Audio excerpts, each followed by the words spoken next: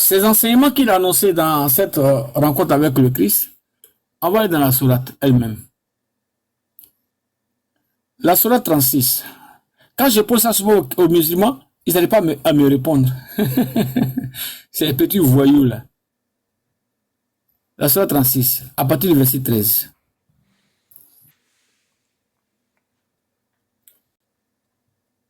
Ici. Le verset 13 il est là. On va monter. Regarde. Propose-leur comme exemple des habitants de cette cité, auxquels furent dépêchés des prophètes. Mais qui sont ces prophètes-là? On va aller au verset 14, on va s'arrêter là. Nous les envoyâmes d'abord 2, mais ils les traitaient d'imposteurs. Nous les renfonçâmes alors par un 3e, et tous les 3 leur dirent, nous sommes envoyés vers vous. Mais ils étaient envoyés par qui tous ces prophètes-là? Là, Allah ne nous explique pas ici. Mais regardons dans le tafsir. Frère, comme toi tu es là-bas, j'espère que tu vois. Il faut lire ça pour nous. Pour pas qu'on soit trompé. Dieu demande à Mohammed de proposer à ses concitoyens la parabole des habitants de la cité à laquelle il a envoyé des messagers. Cette cité est, d'après Ibn Abbas, est Kabd al-Akba, la ville d'Antioche, Antiquia, où régnait un roi du nom d'Antichos qui adorait les idoles. Dieu lui envoya 3 apôtres qui furent Sadek, Sadouk et Shalom, mais il les traita de menteurs. Ok, on va monter un peu plus haut. Nous leur envoyâmes d'abord 2. Il les traitait de menteurs. Nous leur enjoignîmes un 3e. Quant à l'identité de ces apôtres, Ibn Jouaraj a dit que les 2 premiers étaient Chamoun, Simon, et Ioanna, Jean, et le 3e, Boulos, Paul, et la cité des Antioches. Qatada ajouta qu'ils furent les apôtres de Jésus. Mon frère, écoute-toi. Ouais. C'est que Paul, Simon, Jean étaient les apôtres de qui? De Jésus. Est-ce que c'est moi qui ai parlé? Non. Voilà les prophètes que tu as envoyés dans cette cité-là pour annoncer la parole de l'Éternel Dieu. Voilà que les musulmans ont falsifié l'histoire de Paul et de Jean et de Simon. Ils sont venus à joindre ici pour tromper les gens. Tu vois, frère? Regardons dans la suite. Comme ces apôtres... Ok, vas-y. Vas-y. Comme ces apôtres appelaient les hommes à adorer Dieu sans lui rien associer, il leur répondit, « Vous n'êtes que des mortels comme nous. Comment se fait-il que Dieu a envoyé des apôtres humains comme nous? Pourquoi Dieu ne nous a-t-il pas chargés du message comme vous? Si vraiment vous êtes des envoyés, vous devriez être des anges. » Telle fut au fil des jours la réponse des impies, comme Dieu le montre dans ce verset. Car lorsque les prophètes vinrent à eux avec des signes évidents, il les accueillit par ces mots. Voilà. Continue, tu vas voir, Paul me sera là-bas. Telle fut au fil des jours la réponse des impies, comme Dieu le montre dans ce verset. Car lorsque les prophètes vinrent à eux avec des signes évidents, il les accueillit par ces mots. Comment un homme comme nous indiquerait la bonne voie? Coran 64, verset 6. Voilà, ça c'est la référence qui va s'adjoindre avec celle-ci là, dans la sourate 36 Yassim, et verset 13 à 14, qui va aller dans la sourate 64 à 6. Tu as compris? C'est la référence, hein? Et ces 3 apôtres de leur répondre, notre Seigneur sait que nous sommes envoyés vers vous, et si nous étions autrement, il se serait vengé de nous. Mais il va nous donner le pas sur vous et nous accorder la victoire. Et alors, vous saurez à qui sera réservée la bonne fin. Notre tâche se borne à vous avertir et à vous communiquer le message. Si vous n'obéissez, votre salut est... Si vous si vous nous obéissez, votre salut est assuré, aussi bien dans ce bas monde que dans l'autre. Mais si vous nous désobéissez, vous assumerez seul la responsabilité de votre mécréance. Voilà. C'est que ça, ce sont les apôtres que Jésus a envoyés. Après ça, là, c'est ça. Mauvais augure de votre venue. Si vous insistez, nous. Voilà. Tu vois, ici, c'est Jésus qui envoie ses apôtres. C'est pas Allah. Allah n'est pas Dieu. C'est Jésus qui envoie ses apôtres, frère. Hein? Surat Yassine, hein?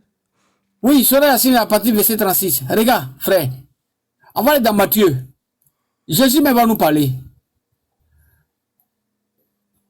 Matthieu chapitre 28.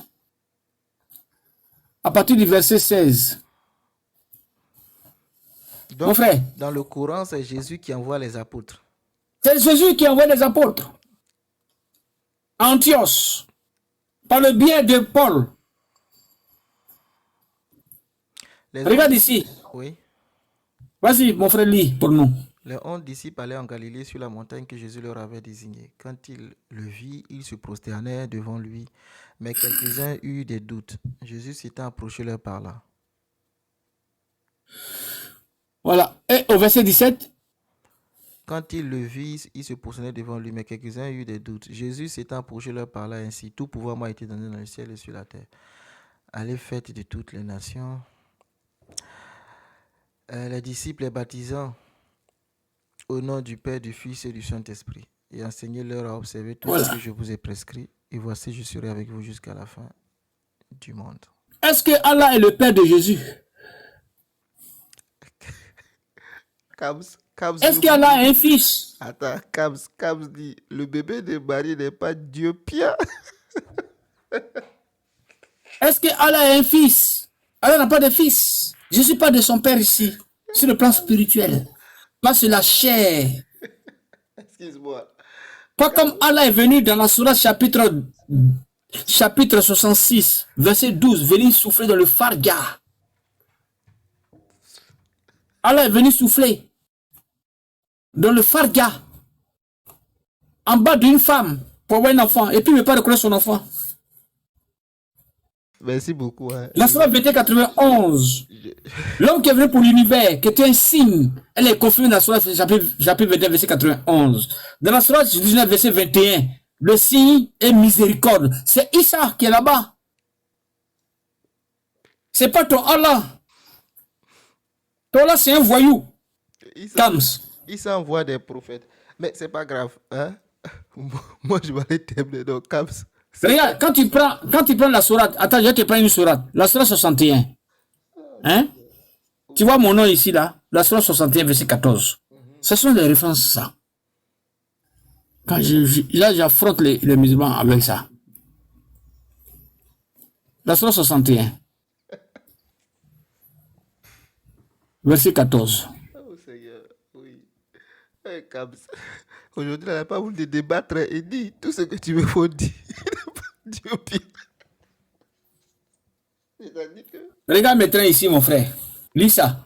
Oui. La sourate 61, verset 14. Oh, croyant. Oh, croyant. Oh, croyant. C'est comme ça on lit, non? Oh, croyant. Soyez les auxiliaires de Dieu. Et les auxiliaires de Dieu. Comme l'avait dit Jésus, fils de Marie, aux apôtres. Qui me soutiendra dans mon combat pour défendre la cause de Dieu? Ah bon, hein? Nous sommes les auxiliaires de Dieu, répondirent les apôtres. Et c'est ainsi qu'une partie des fils d'Israël se convertit, tandis que l'autre refusa de le faire. Mais, soutenus par nous contre leurs adversaires, les croyants ne tardèrent pas à remporter la victoire. Hey, Seigneur. Jésus avait quel combat? Je ne sais pas. Hein?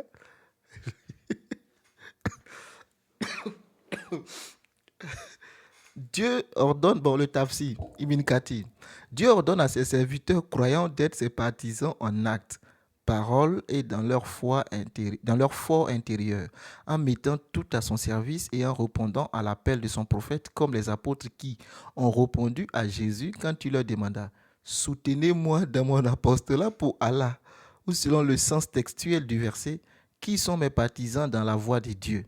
Ces apôtres qui furent les suivants et adeptes de Jésus répondirent « Nous sommes les défenseurs d'Allah en te soumettant pour la cause que tu prêches. » En te soutenant plutôt pour la cause que tu prêches.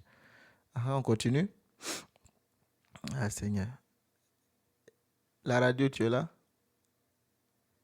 Et il croit qu'il s'est levé. Aujourd'hui, Kams ne veut pas de débat. Il dit Jésus-Christ. Mais là, tu es arrivé ici, tu es arrivé jusqu'à où là? Je te mettais déplacé pour faire quelque chose. Ok, c'est bon. Ainsi, notre prophète, qu'Allah le bénisse, ces apôtres qui furent... Non, tu étais là. Voilà, là, c'est bon. Ainsi, notre prophète, qu'Allah le bénisse et le salue, disait, pendant les saisons du pèlerinage, y a-t-il un homme qui puisse m'accorder sa protection afin de continuer à communiquer le message de mon Seigneur? Les Koharistes m'ont défendu de le faire. Dieu, à la fin, lui destina les 2 tribus. Attends, on parle de Issa ici, hein? Mais on transforme l'histoire d'Issa pour venir maintenant rencontrer que c'est Allah, le Dieu des Arabes là. Non, mais de Mohammed là. J'ai rigolé, voilà, donc dis-moi. Il faut lire bien mon frère, tu vas comprendre ça. Il faut prendre la Surah 61, verset 14. Non, c'est l'histoire d'Issa qui est racontée ici. Oui, c'est l'histoire d'Issa qui est racontée ici. Mais Issa n'est-il pas envoyé vers le peuple d'Israël? Ah, tu vois, ils ont transformé l'histoire d'Issa là. Issa n'est pas envoyé vers le courage parce que le courage ont dit que c'est Mohamed qui est venu vers eux. Mais Mohamed c'est un faussaire, frère. Mohamed c'est un faussaire, il faut lire. C'est un faussaire, c'est un faux prophète. Mais c'est sérieux cette histoire. Voilà pourquoi quand tu vas dans la Surah chapitre 21 à partir du verset 107, on dit qu'il est venu pour une miséricorde. C'est Issa qui est une miséricorde. C'est lui qui est divin. Il est dans l'ordre divin. Il est la parole, le verbe. Kams, tu dis quoi de ça? Parce que là, c'est fort. Dieu, à la fin, lui destina les 2 tribus, Al-Awas et Al-Khazraj, à Médine, qui lui aidaient, le soutint et le secourut, après qu'ils aient reçu son engagement d'émigrer vers eux, et ainsi il serait prêt à le défendre contre tous les hommes. Après son légit, ils s'acquittaient de leurs promesses et fut... Donc Issa a fait légit. Il s'acquittait de leurs promesses et fut ses partisans les plus zélés. Islam. Voilà pourquoi il les surnomma Al-Ansar, qui signifie les auxiliaires ou les partisans. Une partie des enfants d'Israël se convertit. Car après que Jésus fut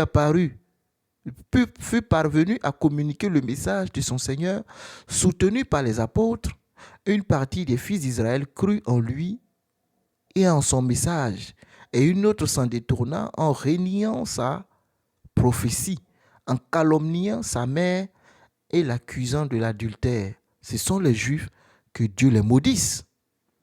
Encore les Juifs sont maudits. Ce sont les Juifs que Dieu les maudisse jusqu'au dernier. Au dernier quoi? Je ne vois pas. Jusqu'au dernier. Jusqu'au dernier. Ok. Par conséquent, une 3e partie dépassa les limites et attribuait à Jésus une qualité suprême, supérieure à la prophétie. Ces derniers se divisaient en plusieurs sectes. Certains prétendirent qu'il est le Fils de Dieu. D'autres dirent qu'il est l'un des 3, le Père, le Fils et le Saint-Esprit, en parenthèse, la Trinité. Et même d'autres encore l'ont déifié et qu'il est Dieu. Nous avons parlé de tout cela en commentant la Sourate des femmes. Nous soutîmes les croyants contre les ennemis en leur accordant la victoire sur quelques sectes chrétiennes. Ils triomphaient en leur envoyant Muhammad. Quant au commentaire d'Ibn Abbas, il est le suivant. Un groupe des fils d'Israël crut et un autre fut incrédule et tous les deux vécurent au temps de Jésus. Nous appuyâmes alors ceux qui avaient cru contre leurs ennemis, en faisant triompher la religion de Mohammed sur celle des incrédules. Le messager de Dieu, qu'Allah le bénisse, et le salut qui lui donne la résurrection, a dit, ma communauté ne cesse de triompher. Pour Jésus, il n'y a pas eu messager de Dieu, qu'Allah le bénisse. Hein. Pourtant, tous les prophètes sont égaux, non? Tu vois, non, le frère, tu as vu ici, Mohammed est venu maintenant pour s'attaquer au christianisme, aux enfants de Christ. Et que Mohammed a tué des gens pour installer sa religion, qui est l'islam, qui n'est pas de Dieu. Mais je comprends Une pas. religion du diable, de Satan. Je comprends pas. Mais Mohamed, là, tantôt il était avec les Kouarish, tantôt il est avec les enfants. C'était un faussaire. Il a fait croire aux gens que lui, il avait le même Dieu que eux, pour les séduire, pour les tromper. Tu comprends? Je comprends très bien. Regarde dans la Sourate chapitre 2. Bon, ça sera Regarde dans la Sourate chapitre 2. Je vais te montrer quelque chose. Al-Baqarah. À partir du verset 135. Parce que moi j'ai tout lu ça, et c'est ce qui est écrit là-bas. Je vais dans les points clés. Concernant Issa, on dit que c'est Jésus là. Moi on est en train de démanteler la fausseté de l'islam là.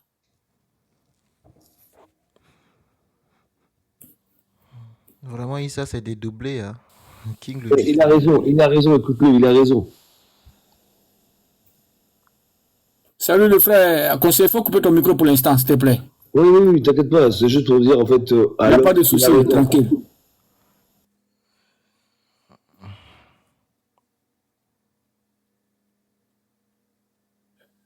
Mon frère, lis ça.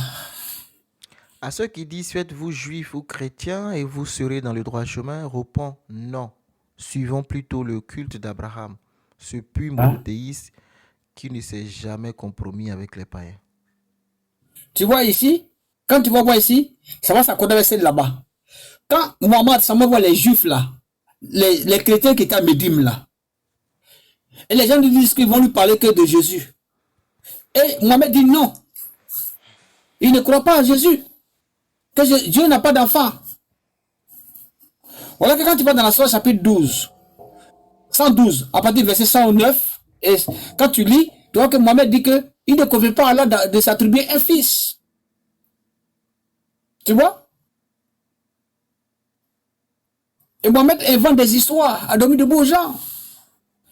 Quand on va lire le tafsir de ça, tu vas voir, c'est clair, frère.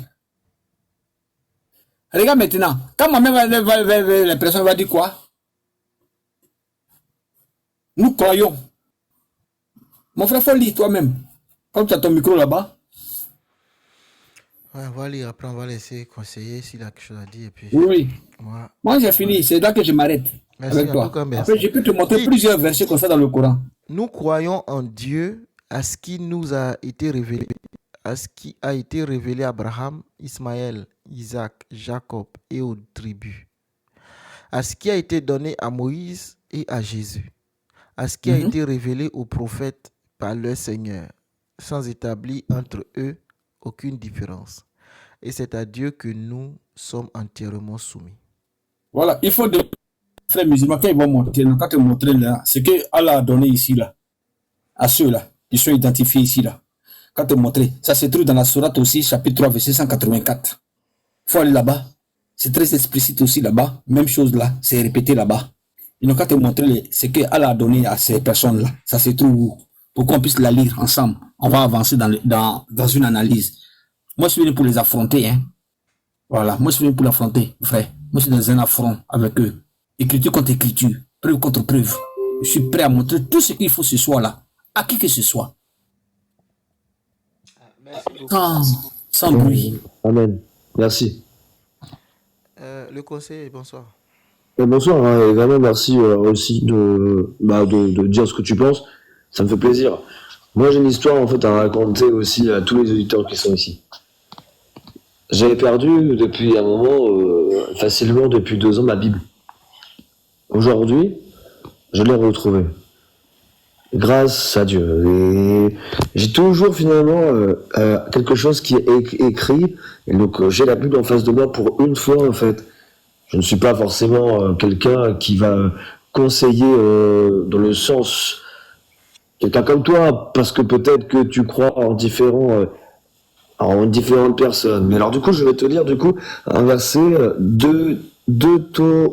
Deutéronome 12,13. S'il s'élève au milieu de toi un prophète ou un seigneur qui t'annonce un signe ou un prodige, et qu'il y ait accomplissement du signe ou du prodige dont il t'a parlé en disant allons après d'autres dieux, des dieux que tu ne connais point, et servons-les, tu connaîtras pas les paroles de ce prophète ou de son seigneur. Car l'Éternel, votre Dieu qui vous met à l'épreuve, car l'Éternel, car c'est l'Éternel, votre Dieu qui vous met à l'épreuve pour savoir si vous aimez l'Éternel, votre Dieu. De tout votre cœur et toute votre âme, vous irez vers l'Éternel, votre Dieu, si vous le craindrez, vous observerez ses commandements, vous obéirez à ses voies, vous lui servirez et vous vous attacherez à lui. J'ai pas forcément, par exemple, eu de mon côté la chance de pouvoir lire des versets comme ça. Aujourd'hui, j'ai cette chance-là, en te disant tout simplement que je ne sais finalement au fond de moi que ce Dieu-là. Pourquoi j'irais m'attacher vers d'autres dieux? D'ailleurs, c'est les écrits qui me marquent. Alors, du coup, pourquoi j'irais en fait m'attacher vers d'autres dieux? Est-ce que toi, tu t'attaches vers quelque chose de différent? C'est une question? Oui? Ah non. Ah non, personnellement, moi j'ai trouvé le chemin, la vérité et la vie qui est Jésus-Christ. Moi je m'attache pas. Force à toi. Tu dis? Force à toi, merci. Ça fait plaisir d'écouter des beaux mots. Si tu me dis ça, ça fait plaisir.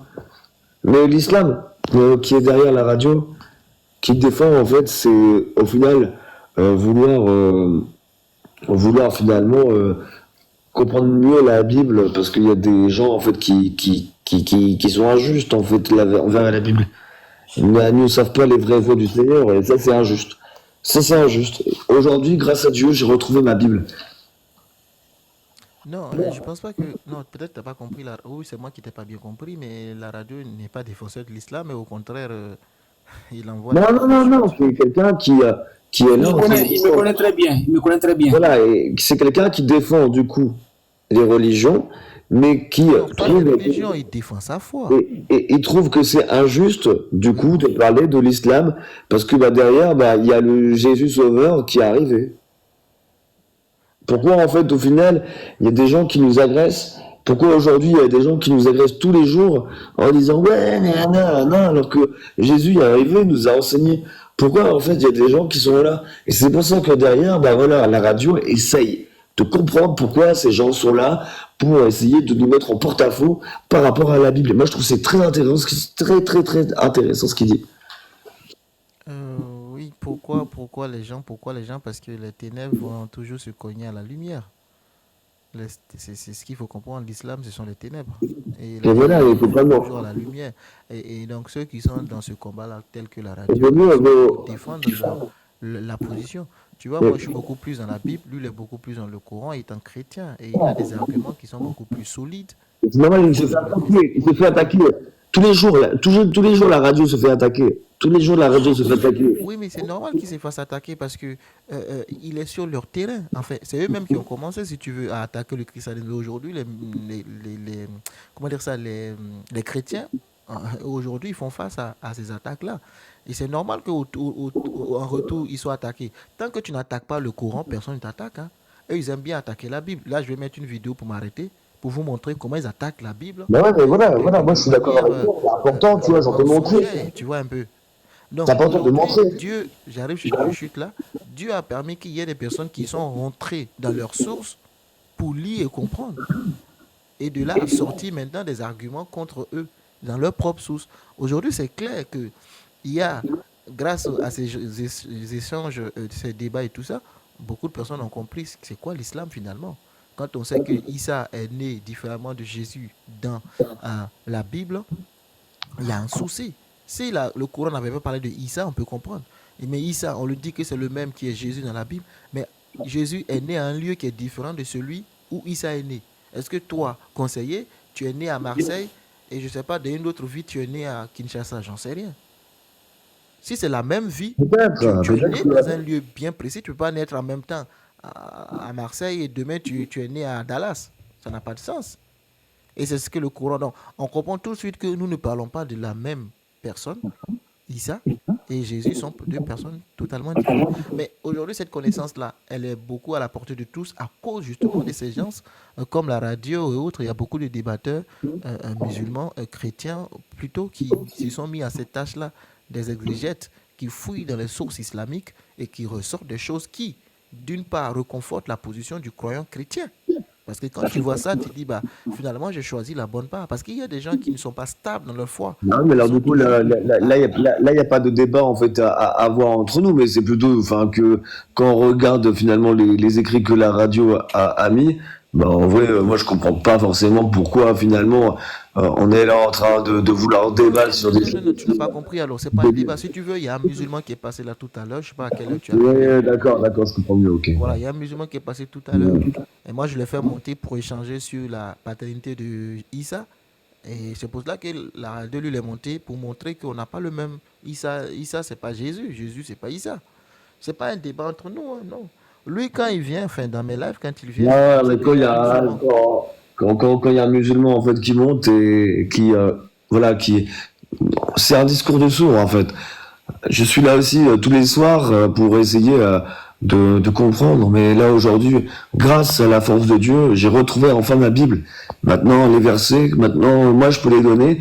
Maintenant, bon, bah voilà, grâce à Dieu, j'ai retrouvé ma Bible. Et je remercierai jamais assez Dieu de m'avoir fait retrouver ma Bible. Purée, ça fait au moins 2 ans que j'ai perdu ma Bible, je l'ai retrouvée. Parce qu'à chaque fois, en fait, que je n'avais pas les versets, on me mettait en porte-à-faux. On était là, on me disait, non, toi, tu ne parles pas. Toi, tu n'as pas en fait d'importance pour nous quand tu ne sors pas de versets. Aujourd'hui, maintenant, eh ben, j'ouvre ma Bible et je peux te donner les versets également. Et les Que Dieu musulmans, soit béni alors. Que Dieu soit merci, béni alors. toi On a aussi, bien mon frère, compris. toi aussi, mon frère. Mais Que ce soit béni conseiller, merci à toi, c'est bien. Là, tu as retrouvé ta Bible, c'est très important. Il faut Je lire l'ai la Bible. retrouvé, je l'ai retrouvé. Voilà, merci, c'est très important. Je t'avais dit ça la fois passée. Oui, ouais, Il faut chercher une Bible. Et puis, prends-la et puis lis-la pour ne pas te faire. Quand tu vas dans les panels, il faut que tu saches de quoi tu vas parler avec les gens. Tu vois? Moi, je ne rentre pas dans les panels parce que je vais me faire plaisir à quelqu'un. Moi, je viens affronter les faux musulmans, les koufars. oui, Voilà. Les faux musulmans, les koufars qui se donnent les noms des musulmans, comme les Isiaka, là, qui bavardent comme dans le vide, là, hein, dans le billard, là. Ils sont là et puis Voilà. on sait pas qui Voilà ils un sont. homme qui ne sait pas, qui sait pas parler. Quand il parle, c'est que les injures qui sortent de sa bouche. On dirait Il n'a on a pas la d'argument, chimie. que le désordre. Parce que son Dieu, c'est un désordonné. Voilà. Son prophète était un désordonné. Voilà, tous deux associés, désordonnés entre eux. Et moi, je vous attends. Je vous affronte verbalement à travers vos propres écritures. Voilà, donc là, bah, s'il y a un musulman qui est là, c'est un musulman qui est là, qui monte, et qui a la radio, en fait, pour voir si, apparemment, par rapport à ses écritures, qu'il l'affronte. Voilà. Je vais vous montrer comment Issa est venu là. Ce petit voyou qui est né dans le Coran. Là. Donc, alors, du coup, qui aura l'audace, en fait, dans un désert arabique là. Je vais vous montrer ça. Voilà. Qui a l'audace aujourd'hui? Vous êtes 30 à écouter. Personne, en fait, est en train de parler dans les messages. Donc, il y a forcément des musulmans qui nous entendent. Alors, allez monter. Merci beaucoup. Moi, je vais aller pour m'arrêter. Voilà, mon frère, je vais te laisser. C'était ça que je voulais te faire. Retiens bien la sourate 36, verset 13 à 14, dans les Tafsirs. Et puis, c'est que je t'ai montré tout à l'heure là. Hein? Il faut bien lire ça. L'islam, c'est la fausseté, c'est la médiocrité, le désordre moral public. Qu'est-ce que tu montres là? J'ai terminé, je descends. S'il y a un musulman, je suis là. S'il y a un musulman qui monte là, je monte. Merci. C'était voulu pour éclaircir ça, c'est tout. Je vais vous montrer quelque chose. Pour ce musulman qui a bien rigolé, parler des chromosomes, je lui ai posé la question et il pense que c'est une blague. Je vous montre ça. Voilà. D'où viennent les chromosomes? Excuse-moi, tu peux te mettre, conseiller, je vais continuer. Ouais. Merci. D'où viennent les 23 chromosomes de Jésus qui ne viennent pas l'ovule de sa mère? Pour tout être humain composé de 46 chromosomes, même fils de Dieu, il faut 23 chromosomes venant des gamètes mâles, donc les spermatozoïdes, et femelles, Donc 23 de chaque côté. Qu'en est-il de Jésus? Si les 23 chromosomes manquants viennent bien d'un spermatozoïde de Dieu, qu'on appellera spermatozoïde divin, est-ce que Jésus ressemble du coup un peu à son Père, donc Dieu? Si ce n'est pas le cas, est-ce une nouvelle espèce humanoïde, mutante au sens premier du terme, dont les gènes ont muté, encore inconnu à seulement à 23 chromosomes?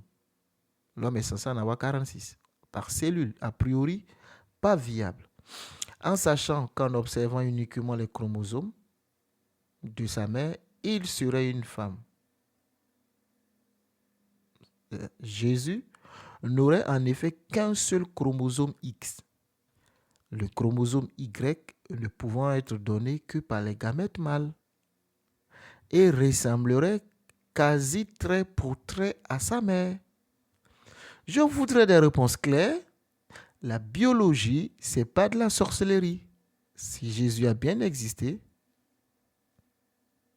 on est obligé de répondre à cette question de logique pure et simpliste. Point.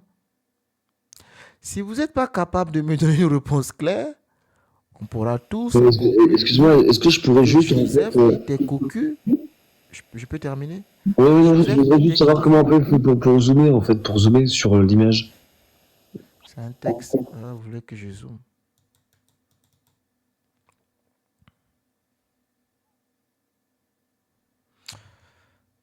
C'est bon? Est-ce que c'est bon? Merci. Ok, pas de souci. Je voudrais des réponses, je lis ça, des réponses claires. La biologie ce n'est pas de la sorcellerie. Si Jésus a bien existé, on est obligé de répondre à cette question de logique pure et simple et simpliste.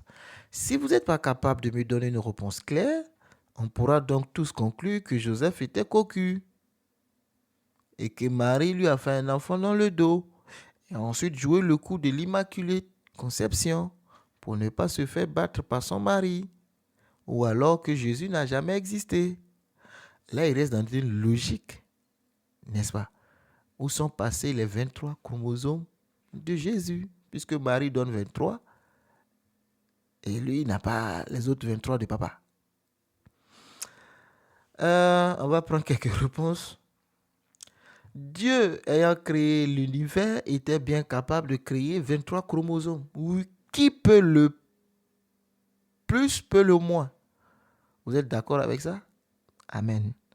La même origine des 46 chromosomes d'Adam qui, lui, n'a ni père ni mère. D'où est-ce que Adam a pris les 46 chromosomes? Le musulman voulait faire croire que Adam aussi c'est comme Jésus. Non, Adam c'est pas comme Jésus.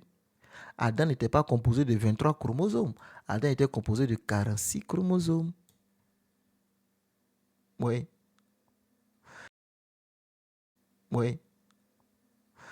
Bon, il y a un qui a ajouté ça. Sourate, pour Allah, Jésus est comme Adam. Ça, c'est faux et c'est archi faux.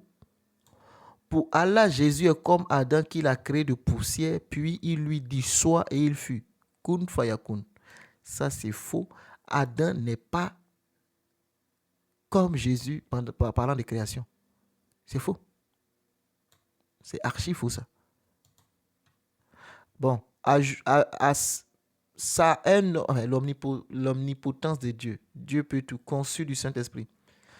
Il y a quelqu'un qui claqué des versets ici. Tout ça pour dire quoi?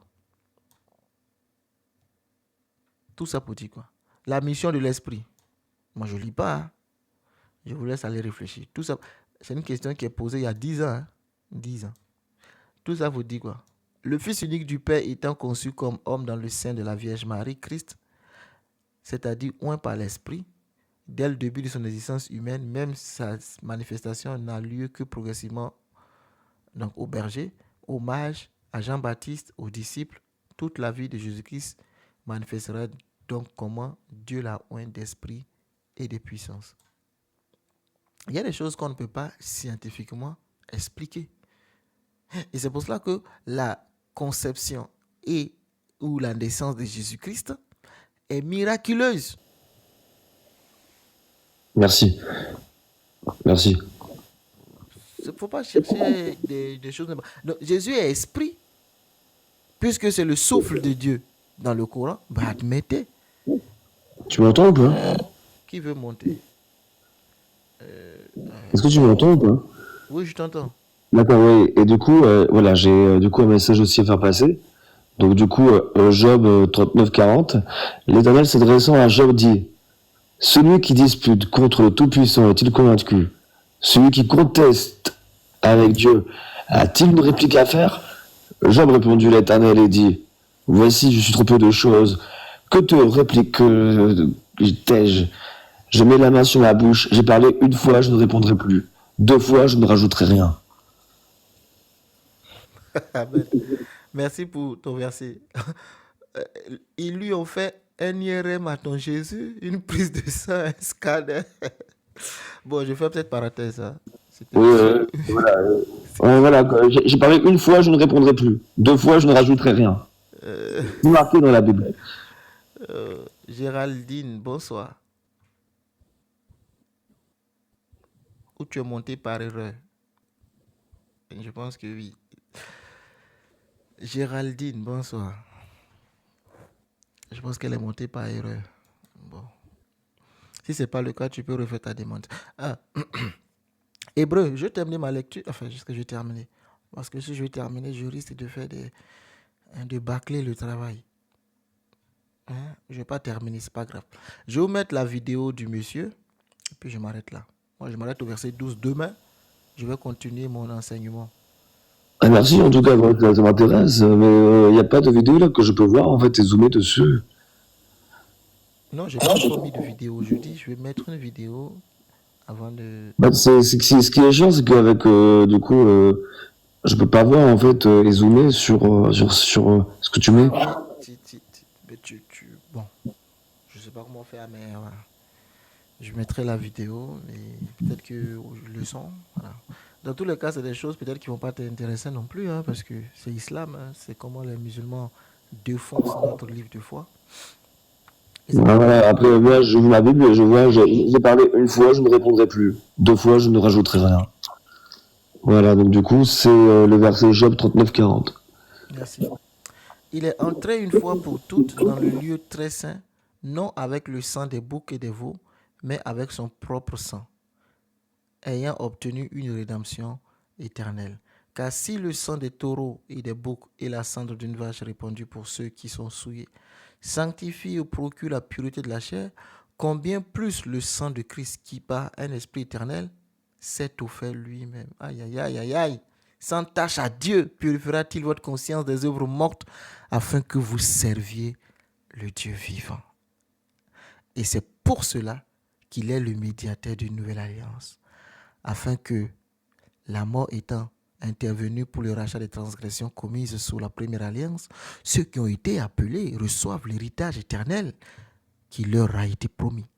Car là où il y a un testament, il est nécessaire que la mort du testataire soit constatée. Un testament, en effet, n'est valable qu'en cas de mort, puisqu'il n'a pas encore aucune force tant que le testataire vit. Voilà pourquoi c'est avec du sang que même la première alliance fut inaugurée.